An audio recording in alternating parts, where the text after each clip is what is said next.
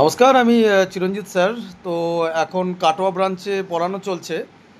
আর আমাদের কাটোয়া ব্রাঞ্চের আজকে দুজন তিনজন স্টুডেন্ট রয়েছে যারা কিন্তু এসএসসি জিডি ভালো নাম্বার পেয়ে ক্লিয়ার করেছে, এবং আই হোপ মাঠেও অসুবিধা হবে না, তাদেরকে টিপস এবং তারা কিন্তু বাড়িতে অলরেডি শুরু করে দিয়েছে। তো এইটুকু তোমাদেরকে বলবো, যারা এসএসসি জিডি মনে করছো যে পড়বে, বা যারা মনে করছো বেঙ্গলে পড়বে, তো আগে দেখে নাও যে চিরঞ্জিত স্যারের কাছে যারা পড়ে তারা কেমন রেজাল্ট করে বা কি।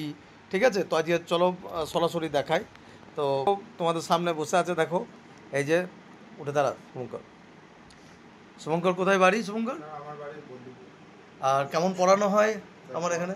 পড়ানো স্যার ভালো হয়, সব ঠিকঠাক মতো পড়ানো হয়, মানে সব চ্যাপ্টার ওয়াইজ ঠিকঠাক পড়ানো হয়। আর কেমন কমন পেয়েছিস? কমন স্যার কারেন্ট অ্যাফেয়ার্সেও পেয়েছি, ম্যাথ রিজনিং দুটোতেই পেয়েছি। আর তোর টোটাল কত মার্কস এসছে? আমার এসছে 106 10 মার্ক।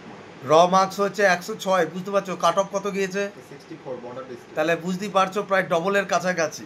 ঠিক আছে, বসো, অল দ্য বেস্ট, আশা করি যেন এবছর হয়ে যায়। ওঠো। সুনীত, তাই তো? সুনীত কি পাল?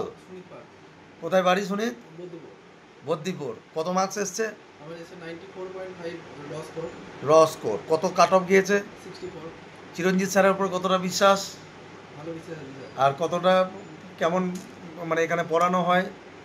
ম্যাথগুলো চ্যাপ্টার ওয়াইজ পড়ানো হয়।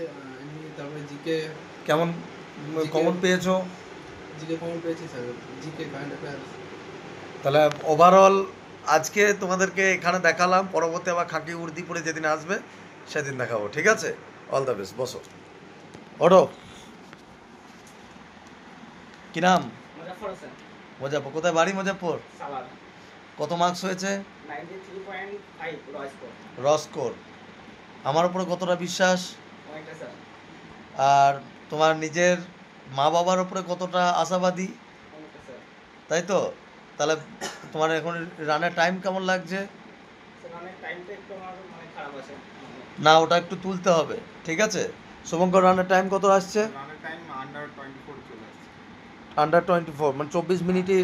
তোর সুমি কত লাগছে? আমার স্যার 25 মতো লাগছে আমাদের। 25 মতো লাগছে, তাই তো? আর এই যে বাকিগুলো দেখো, সবাই এখানে সবাই যারা পড়ে প্রত্যেকজনকে যে যেন এরা সিলেকশন পায়, সেটা বেঙ্গলি হোক, এসএসসি জিডি হোক।